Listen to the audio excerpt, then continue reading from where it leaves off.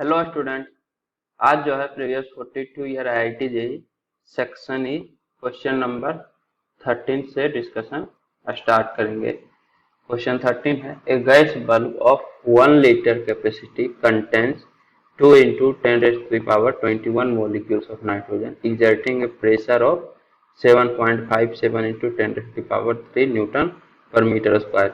Calculate root mean square speed and the temperature of the gas molecules. If the ratio of the most probable speed to root mean square speed is 0.82, calculate the most probable speed for these molecules at this temperature. तो आपके पास एक gas bulb है जिसका कि volume 1 litre है और number of molecule है 2 into 10⁻21। उसके बाद प्रेशर प्रेशर है 7.57 इंटू 10⁻3 न्यूटन पर मीटर स्क्वायर। तो देखिए, या तो आप प्रेशर को एटीएम में कन्वर्ट कर दीजिए या फिर वॉल्यूम को जो है एसआई यूनिट मीटर क्यूब में कन्वर्ट कर दीजिए, क्योंकि प्रेशर यहाँ पास्कल में दिया हुआ है। तो जब आप प्रेशर को एटीएम में कन्वर्ट कीजिएगा तो उस केस में आर का वैल्यू जो है 0.082 लेना पड़ेगा, और अगर एसआई यूनिट में रखिएगा तो आर जो है 8.314 होगा। और नंबर ऑफ मोलिक्यूल है इतना, तो नंबर ऑफ मोल कितना हो जाएगा, number of molecule upon N, क्योंकि एन मोलिक्यूल में 1 मोल होता है। कहने का मतलब 1 mole equal to N molecule, तो एन मोलिक्यूल में 1 मोल, तो 1 मोलिक्यूल में 1 अपॉन एन मोल, तो इतना मोलिक्यूल में 1 अपॉन एन इंटू 2 इंटू 10⁻21, मतलब 2 इंटू 10⁻21 को एन से डिवाइड कर दीजिए, तो नंबर ऑफ मोलिक्यूल आ गया। उसके बाद फिर वॉल्यूम भी पता है और प्रेशर भी पता है। वॉल्यूम को हम ऐसा यूनिट में कन्वर्ट कर देते हैं, तो वॉल्यूम इक्वल टू हो जाएगा 10⁻³ मीटर क्यूब, क्योंकि 1 लीटर इक्वल टू होता है 10⁻³ मीटर क्यूब, ये आपको पता होना चाहिए। ठीक है, तो PV equal to NRT ideal gas equation, इससे टेम्परेचर निकल जाएगा। टेम्परेचर इक्वल टू होगा PV upon N R. Pressure आपका है, यही एसआई यूनिट में ले रहे हैं, तो ये तो एसआई यूनिट में दिया हुआ है ऑलरेडी पास्कल में, तो 7.57 इंटू 10⁻³ इंटू वॉल्यूम होगा 10⁻³ अपॉन नंबर ऑफ मोल होगा 2 इंटू 10⁻21 अपॉन एन जो है इधर मल्टीप्लाई हो जाएगा, तो इंटू 6.022 इंटू 10⁻23 और आर का वैल्यू होगा इंटू 8.314।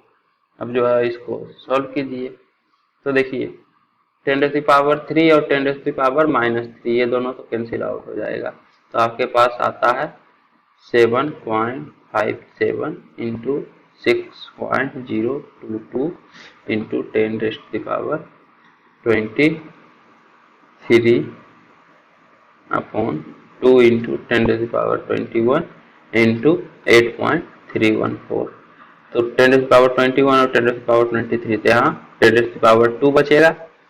अब बाकी को सॉल्व कीजिए, तो सॉल्व करने के बाद इसका वैल्यू आता है 274.13 केल्विन, लगभग इतना आता है, आप कैलकुलेट करके देख सकते हैं। तो टेम्परेचर आ गया। इसके बाद root mean square speed RMS, तो यू आरएमएस इक्वल टू होता है √3RT अपॉन एम। ये फॉर्मूला तो आपको पता ही होगा।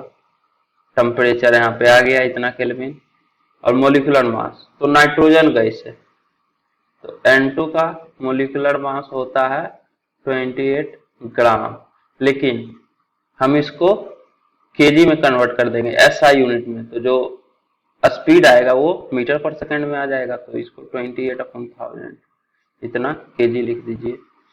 अब आप वैल्यू रख दीजिए, और एसआई यूनिट में आर का वैल्यू जो है 8.314 होता है, अभी हम रखे हैं, तो वैल्यू रखिए 3 इंटू 8.314 इंटू टेम्परेचर 274.13 अपॉन 28 और 1000 जो है अपॉन में है तो ऊपर जाके मल्टीप्लाई हो जाएगा इंटू 1000। अब जो है इसको सॉल्व कीजिए। तो जब आप इसको सॉल्व कीजिएगा तो सॉल्व करने के बाद इसका वैल्यू आ जाएगा 494.15 मीटर पर सेकेंड। एक बार जो है इसको चेक कर लीजिएगा आप खुद से सॉल्व करके, ठीक है, यही वैल्यू आना चाहिए, यही आएगा। इसके बाद जो है यहाँ पे दे रहा है कि most probable speed root mean square speed का रेशियो 0.82 है, मतलब UMPS most probable speed upon URMS, ये जो है 0.82 है। तो ये तो हमेशा ही होता है, अगर टेम्परेचर सेम रहे और सेम गैस हो तो एमपीएस और आरएमएस का रेशियो हमेशा 0.82 ही होता है, क्योंकि यूएमपीएस जो है यूएमपीएस होता है under root 2RT upon M और आरएमएस है under root 3RT upon M. तो जब दोनों का रेशियो ले लीजिएगा आप तो RT अपॉन एम से RT upon M cancel out हो जाएगा, ये जो है अंडर रूट 2/3 जो कि लगभग अंडर रूट 0.67 होता है, जिसका की वैल्यू 0.82 आएगा। मतलब ये रेशियो जो है हमेशा यही होगा अगर टेम्परेचर और गैस सेम हो, क्योंकि टेम्परेचर सेम रहेगा तो T से T कैंसिल आउट हो जाएगा और सेम गैस है मतलब मोलिकुलर मास भी सेम है तो ये भी कैंसिल आउट हो जाएगा। तो वही चीज है, ये हमेशा ही होता है, लेकिन यहाँ पे दे दिया है तो आप जो है डायरेक्ट यहाँ से निकाल सकते हैं यूएमपीएस अपॉन यूआरएमएस इक्वल टू दिस, जहाँ पे यूआरएमएस है 494.15, इसका मतलब यूएमपीएस इक्वल टू 0.82 इंटू यूआरएमएस, तो ये हो जाएगा 0.82 इंटू 494.15। तो ये जो है कैलकुलेट करने के बाद इसका वैल्यू आता है 405.2 मीटर पर सेकेंड। अगर ये 0.82 नहीं दिया हुआ रहता कि इन दोनों का रेशियो ये है, तब भी आप यूएमपीएस निकाल सकते हैं ये वाला फॉर्मूला से, under root 2RT upon M, जहाँ पे टेम्परेचर आपका 274.13 केल्विन है और मोलिकुलर मास गैस का 28 इंटू 10⁻³ क्वेश्चन में देख लीजिए उसी टेम्परेचर पर निकालना है, most probable for this molecule at this temperature. तो टेम्परेचर पहले फाइंड आउट कर लिए तो इस फॉर्मूला से भी आप निकाल सकते हैं, सेम वैल्यू आएगा। आप चाहें तो निकाल के चेक कर सकते हैं, कोई दिक्कत नहीं है। इसके बाद नेक्स्ट क्वेश्चन है ए 4:1 molar mixture of helium and CH4 is contained in a vessel at 20 bar pressure. Due to a hole in the vessel, the gas mixture leaks out. What is the composition of the mixture if fusing out initially? तो आपके पास helium और methane gas है 4:1 molar ratio में, मतलब अगर आपके पास x मोल CH4 है, x मोल CH4 तो 4x मोल मीथेन का हो, सॉरी मीथेन तो यही है, तो 4x मोल हीलियम का होगा, क्योंकि हीलियम जो है 4 गुना है मीथेन से। तो अगर x मोल आप CH4 का मानते हैं तो 4x मोल हीलियम का होगा। और जो वेसल है, मतलब जिस वेसल में ये दोनों मिक्सचर है गैस का, उसका प्रेशर है 20 बार प्रेशर, मतलब प्रेशर ऑफ मिक्सचर है 20 बार। तो पार्शियल प्रेशर ऑफ हीलियम और मीथेन आप निकाल सकते हैं। Dalton's law of partial pressure में हम पढ़ा है कि pressure of mixture into mole fraction of a gas is equal to partial pressure of gas. तो अगर पार्शियल प्रेशर ऑफ हीलियम का निकालना है तो पार्शियल प्रेशर ऑफ हीलियम हो जाएगा mole fraction of helium into pressure of mixture, मतलब total pressure into mole fraction. तो मोल फ्रैक्शन ऑफ हीलियम क्या होगा, मोल फ्रैक्शन ऑफ हीलियम होगा number of mole of helium upon total number of mole, मतलब number of mole of helium upon number of mole of helium plus number of mole of methane.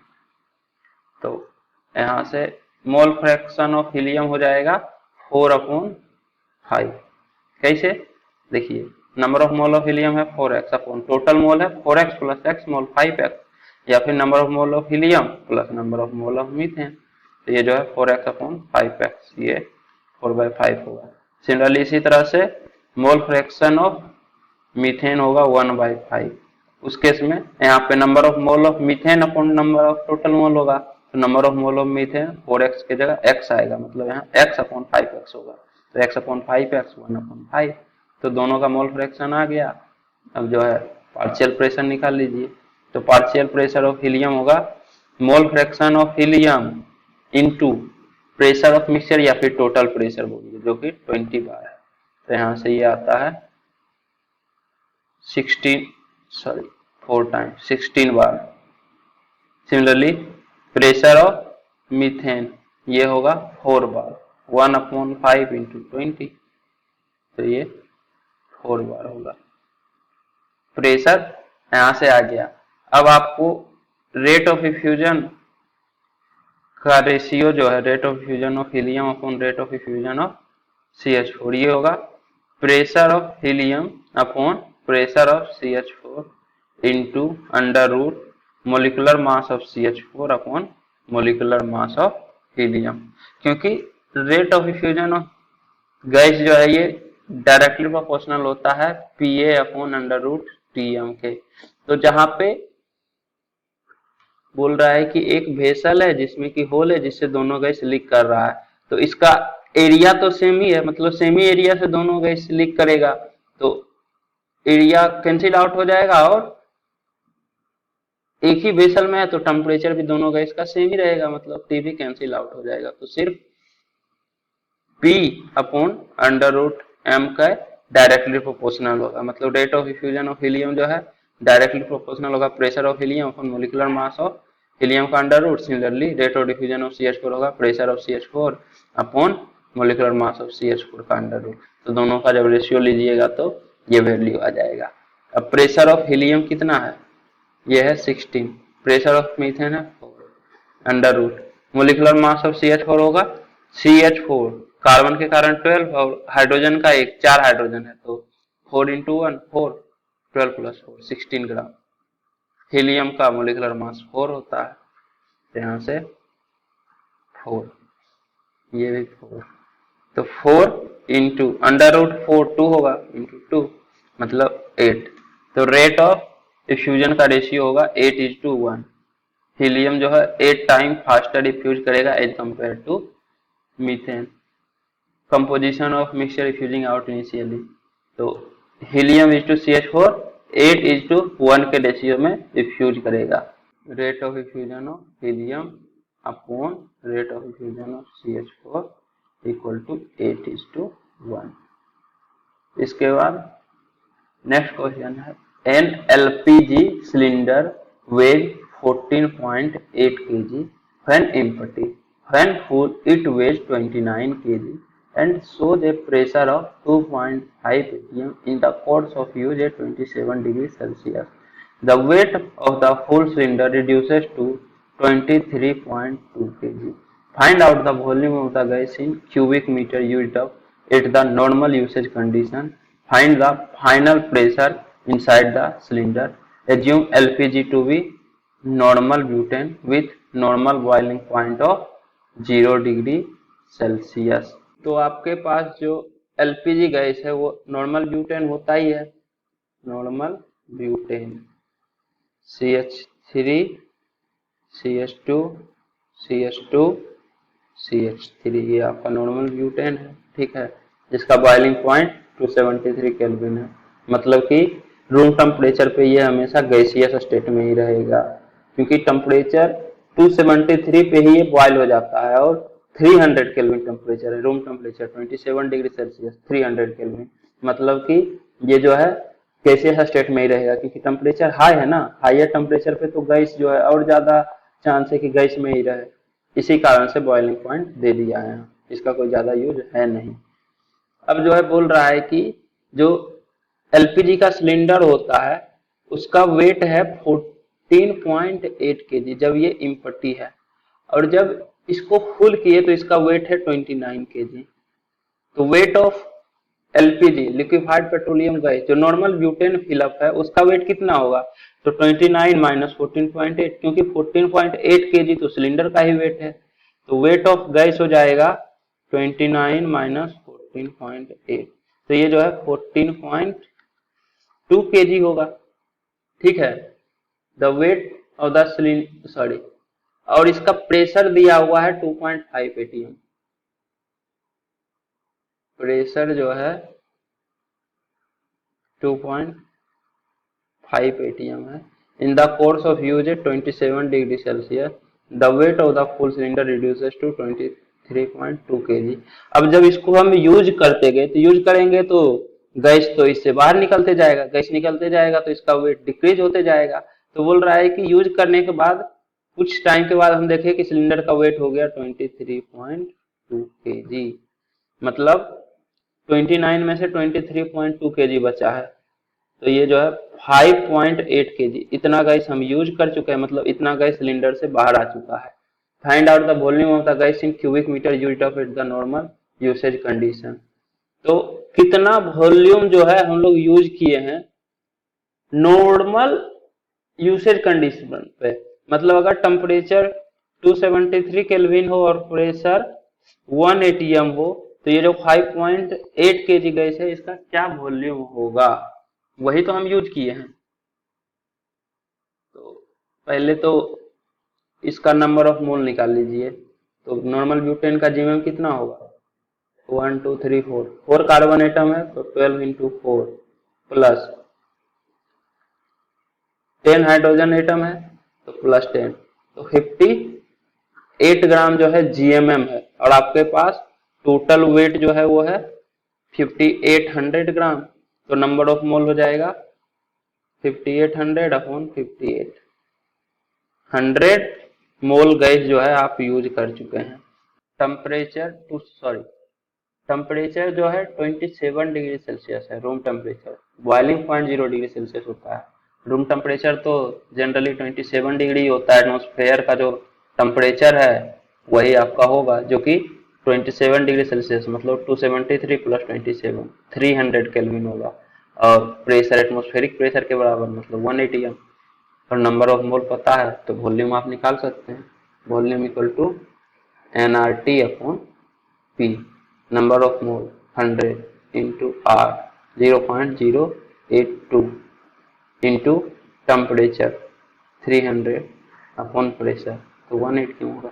अब R जो है 0.082 और pressure ATM में लिए हैं, तो जो वॉल्यूम आएगा वो लीटर में आएगा, मतलब इतना लीटर होगा वॉल्यूम। तो 8.2 इंटू 300 इतना लीटर है।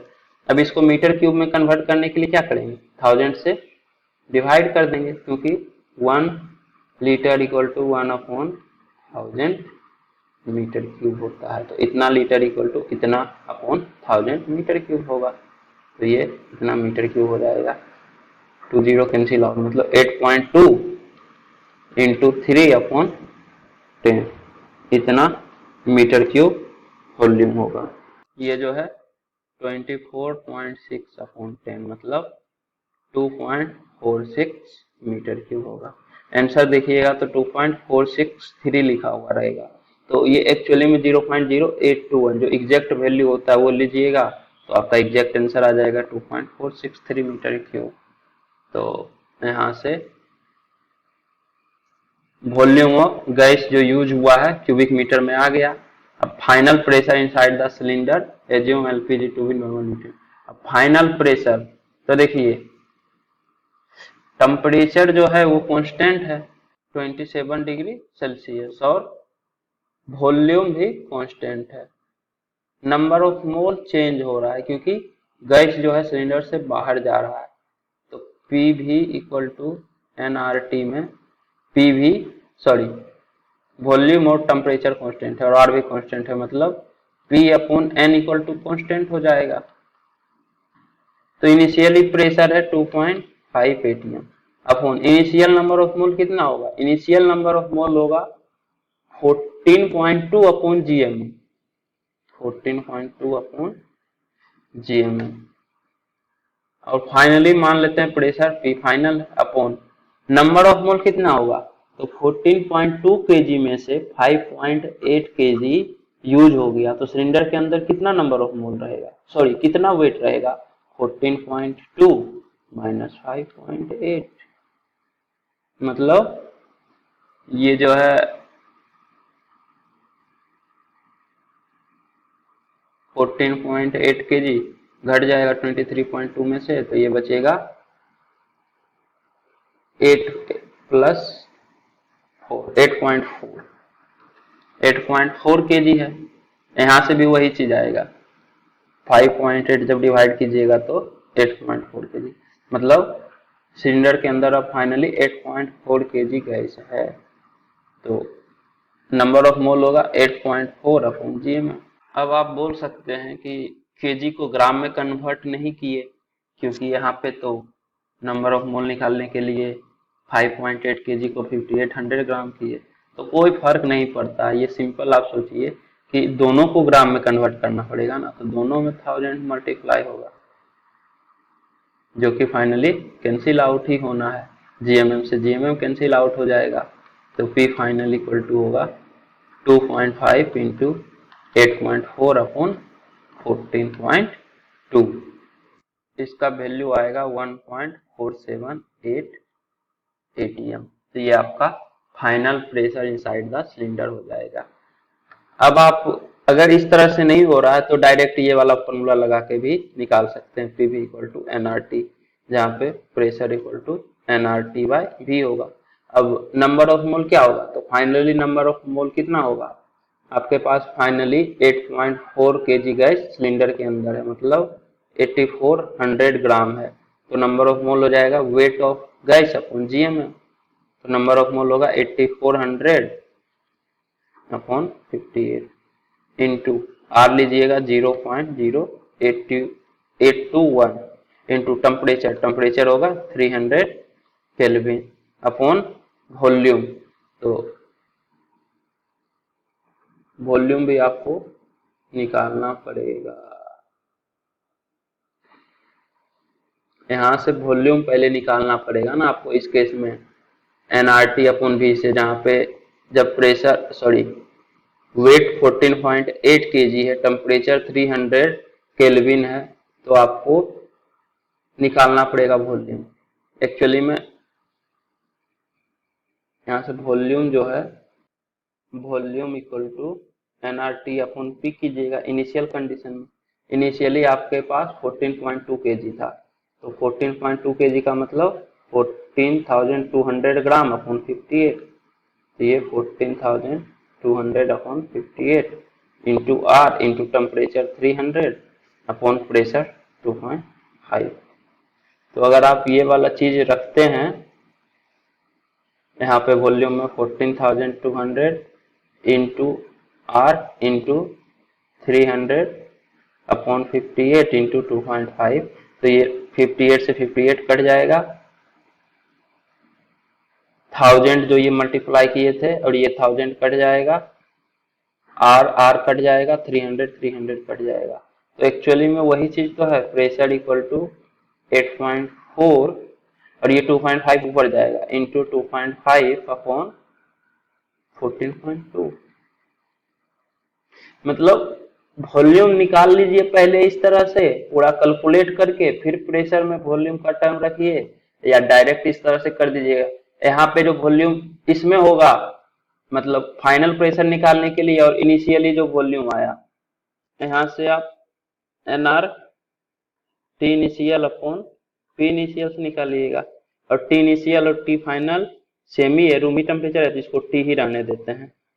तो आप वॉल्यूम जो है इसको रख दीजिए एनआरटी अपॉन पी इनिशियल, लेकिन इनिशियली नंबर ऑफ मोल और finally number of mole same नहीं है, मतलब इसको नंबर ऑफ मोल फाइनल और यहाँ नंबर ऑफ मोल इनिशियल देना पड़ेगा। आरटी से आरटी कैंसिल आउट हो जाएगा, मतलब P final equal to N final upon N initial, और पी इनिशियल ये ऊपर चला जाएगा। तो वही चीज तो है, P final upon N final equal to P initial upon N initial, P upon N equal to constant, P initial upon N initial equal to P final upon N final. तो इस तरह से आप कैलकुलेट कर सकते हैं। ये method थोड़ा लेंदी जाएगा कि पहले वॉल्यूम निकाल लीजिए, फिर प्रेशर फाइनल में एनआरटी अपॉन वी में वॉल्यूम पुट कर दीजिए, नहीं तो ये वाला कीजिएगा तो इनडायरेक्टली वॉल्यूम से वॉल्यूम कट गया और आपको पता भी नहीं चला, कैलकुलेशन भी इजी हो गया। अब जो है अगले लेक्चर में क्वेश्चन नंबर 16 से डिस्कशन स्टार्ट करेंगे। तो उम्मीद करता हूं कि आपको ये वीडियो पसंद आई होगी। यदि आपको ये वीडियो पसंद आई है तो इसे लाइक करें, कमेंट करें और अपने दोस्तों के बीच शेयर करना ना भूलें। Thank you.